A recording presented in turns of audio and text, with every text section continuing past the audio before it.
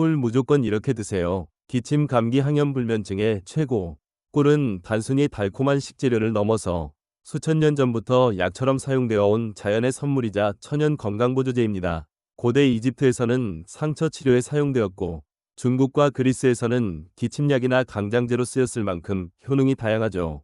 요즘에는 과학적으로도 꿀의 건강 효과가 입증되고 있는데, 미국 의학회제 AMA를 포함한 여러 연구 결과들을 통해 확인된 꿀의 효능과 섭취 팁, 궁합 음식까지 한 번에 정리해 드릴게요.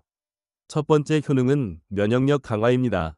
꿀에는 플라보노이드와 폴리페놀이라는 강력한 항산화 성분이 풍부하게 들어있어요. 이 성분들은 우리 몸의 세포가 손상되는 것을 막아주고 백혈구 등의 면역세포가 제대로 기능할 수 있도록 도와줍니다. 미국 의학회에서도 항산화 성분이 풍부한 천연식품으로 꿀을 꼽으며 특히 계절이 바뀌는 환절기나 피로가 누적될 때 꿀을 꾸준히 섭취하면 감기 같은 바이러스 감염에 대한 저항력을 높일 수 있다고 설명해요. 두 번째 효능은 항균 및 항염 작용입니다. 꿀은 천연 항생제라고 불릴 만큼 강력한 살균력을 지니고 있습니다. 특히 뉴질랜드산 마누카 꿀은 일반 꿀보다 항균력이 훨씬 높아 약꿀이라는 별명이 붙을 정도예요.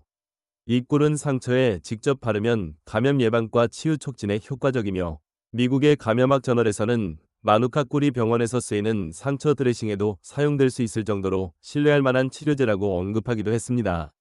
입안 염증이나 잇몸 질환, 목이 붓고 아픈 경우에도 꿀을 한 스푼 삼키거나 물에 타서 가글하면 염증 완화에 도움이 돼요. 세 번째 효능은 수면질 향상입니다. 스트레스나 피로 때문에 쉽게 잠들지 못하는 분들이 많은데요. 꿀은 그 문제를 자연스럽게 해결해 줄 수 있어요.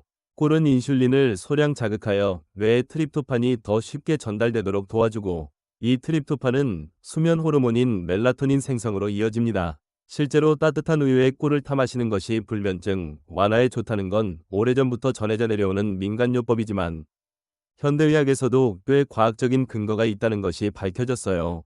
특히 잠들기 30분 전 따뜻한 물이나 우유에 꿀을 섞어 마시면 신경이 안정되고 몸이 자연스럽게 이완되며 숙면을 유도할 수 있습니다. 네 번째 효능은 기침과 목 통증 완화입니다. 목이 따갑거나 기침이 심할 때 꿀을 한 스푼 먹으면 은근히 진정이 되죠. 단순한 느낌이 아니라 실제로 꿀은 목 안쪽 점막을 보호하고 기침 반사를 억제하는 효과가 있어요.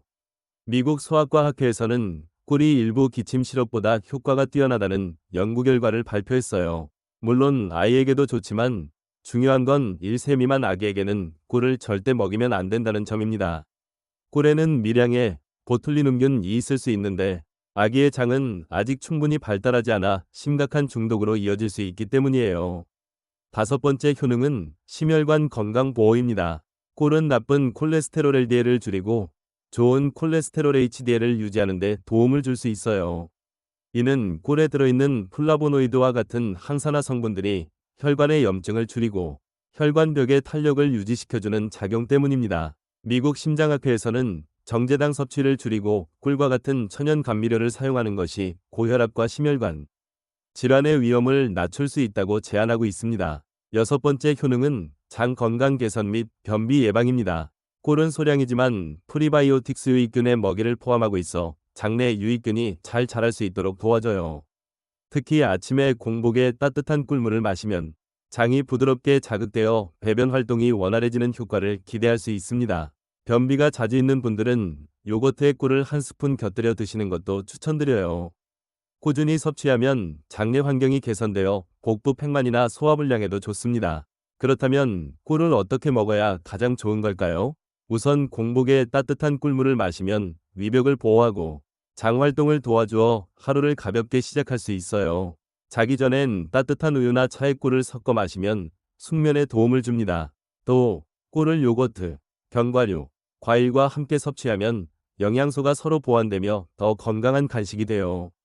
특히 꿀과 레몬을 섞으면 면역력 증강에 좋고 꿀과 계피는 혈당 조절에도 효과적이라는 연구가 있어요.